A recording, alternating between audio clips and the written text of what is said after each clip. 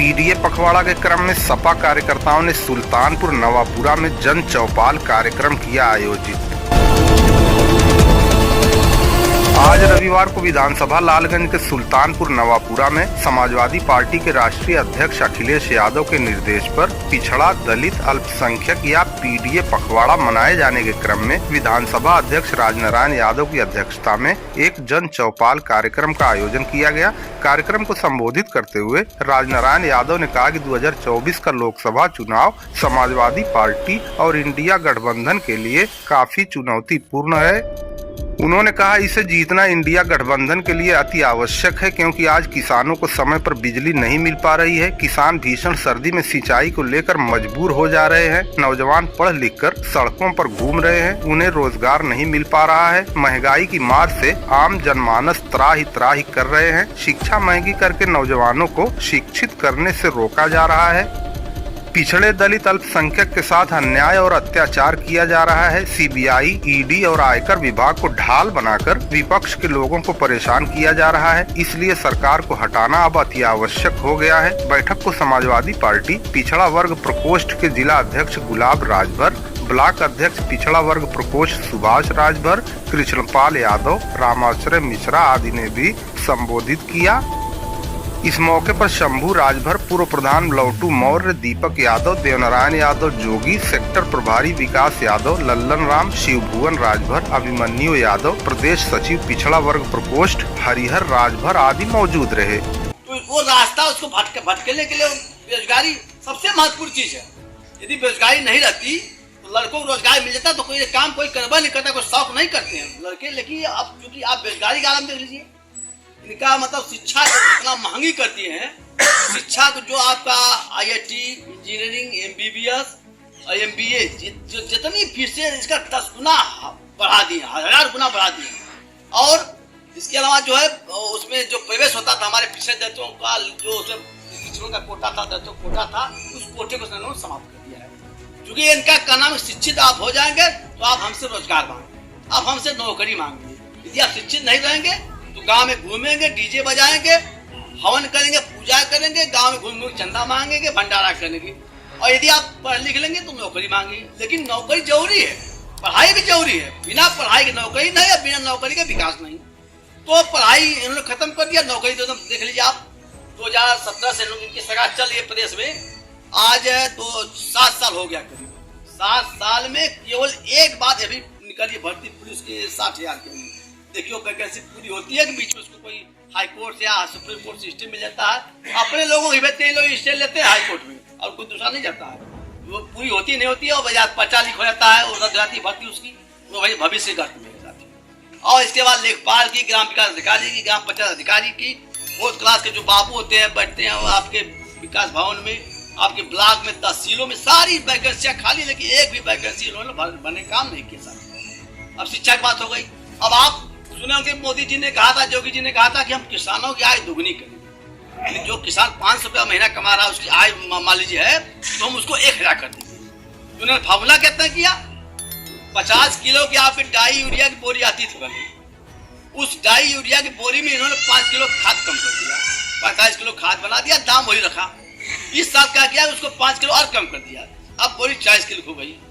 पैसा वही आपका लगेगा, लेकिन डाई यूरिया कीमत जो है वजन हो गया 40 किलो। और इसके बाद दूसरी बात, समय से आपका जो है खाद भी न मिला सोसाइटी पर। अब देख लें बिजली, आज मैं देख रहा हूँ बिजली आ रही 1:30-2 बजे आ रही है। इतनी कड़ाके की ठंड में किसान बेचारा जो है 7 बजे रात तक पानी जो है खेत में सिंचाई कर रहा है। यदि बिजली आप सुबह 9 बजे देते, 8 बजे देते, 9 से 5 बिजली जो सपा सरकार मिलती थी, 9 बजे सुबह आती थी, तो 5 बजे आराम से किसान खेती सिंचाई करके घर आ जाता था, अपना आशा आगे बैठ के जो है तापता था। लेकिन आप बिजली आ रही 1:30-2 बजे, किसान जो 1:30-2 बजे खेत में जब घुसेगा तो 7 बजे रात 8 बजे तक बेचारा खेत में रहेगा, बहुत ठंड से तमाम किसान बेचारे मरे। और इसके बाद देख लीजिए जो आपकी फसल खड़ी है, चाहे गेहूं फसल हो, सरसों की हो, चना हो, मटर हो, चाहे जो भी फसल हो, तमाम गाय बछड़ा तमाम घूम रहे हैं, झुंड के झुंड घूम रहे हैं। रात भर लोग लाल गोजी लेके डंडा लेके ललकार रहे हैं, उनके खेत से उनके खेत, उनके खेत से उनके खेत में। यही दिन रात जो है एक आदमी का काम है कि उनको भगाए। तो ये किसानों की आय दुगनी करने का 3-4 फार्मूला निकाल दिया है, भाई देखिए इससे आपका आय दुगनी हो जाएगी। किसान बेचारा मर रहा है, उसे कोई मतलब नहीं है। क्योंकि किसानों के दर्द को जानने वाली सरकार है ही नहीं है। इनकी सरकार जो है केवल उद्योगपति, वो भी उद्योगपति, हम दो उद्योगपति, वो दोनों गुजराती है, एक अडानी है एक अंबानी। केवल अडानी अंबानी की बात मानते हैं, ना कि गोदरेज की बात मानते हैं, ना टाटा की बात मानते हैं, ना बिरला की बात मानते हैं, डालमिया की बात मानते हैं। केवल अडानी अंबानी दो इनके जो है पार्टनर है उद्योगपति। उन्हीं की सारी पूरी प्रॉपर्टी, बीएसएनएल हो आपका, रेलवे हो आपका, रेलवे का प्लेटफॉर्म हो, ये पोर्ट हो, जो भी बेचना उन्हीं को बेचते हैं, उन्हीं को बेचते हैं। वही हिसाब से दोनों व्यवस्था जो है हिंदुस्तान में चला रहे हैं दोनों उद्योगपति। इसलिए जो आदमी किसानों के बीच में नहीं पैदा होगा, किसानों के बीच में जो गेहूं में सिंचाई नहीं किया होगा, खेत में जो बुआई नहीं किया होगा, गांव में गोबर नहीं उठाया होगा, उसको खेती किसानी गांव गरीब गुजरे की कोई कीमत नहीं मालूम है। क्योंकि सीधे उद्योगपतियों जुड़े हैं लोग। वहाँ जो है 1,000 2,000 रुपया किलो जो आता है आपका मशरूम, उसकी वो लोग सब्जी खाते हैं। 5-6 रुपया जो आता है वो बताते हैं आटा, कोई उसका पानी पीते हैं लोग। उनको क्या पता किसान गाँव में चाय कैसे मर रहा है। और साथियों दूसरी बातें हैं, आप देख लीजिए महंगाई। ये लोग कहे थे 2014 में कि बहुत हुई महंगाई की बात, देखो बड़ा बड़ा पोस्टर अभी भी लगा कहीं बहुत हुई महंगाई की बात। अब की बात भाजपा सरकार, यानी महंगाई बहुत बढ़ गई, हम आएंगे तो महंगाई कम कर देंगे। उस समय गैस का सिलेंडर का कीमत था 328 रुपये किलो 2014 में। मालिक थी कि आप महंगाई कम करने के लिए कहते भाई ठीक है, चुनाव सब लोग कहते हैं हम नहीं कम कराए, ठीक बात, लेकिन कम से कम 350 कर देते, बढ़ाते नहीं। आते उसको कितना लेकर 12 तक बढ़ा दिए, 12 बढ़ा दे। चुनाव भी आया एमपी और राजस्थान वहाँ का जो है छत्तीसगढ़ का, तो साथ 200 रुपये कम करके इसमें 900 कितना रेट आया। यानी जो गैस सिलेंडर का दाम था उस जमाने में 348 रुपया, उसको 3 बढ़ा दिए। अब कहते हैं महंगाई कम करने के आए हैं।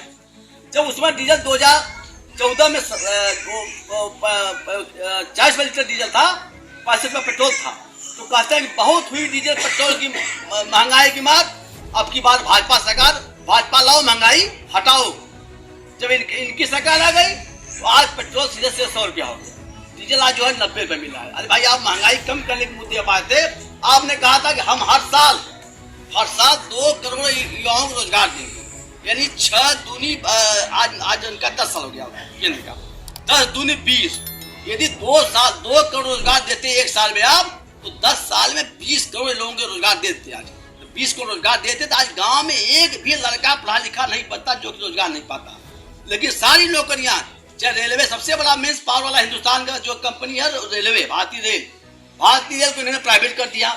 वहाँ एक भी वैकेंसी नहीं कर रहे, केवल पूरे 10 साल में आंकड़ा है 6,956 भर्तियां क्यों निकाली है रेलवे ने पूरे 10 साल के अंदर, वो भी 3rd क्लास की बाबू की।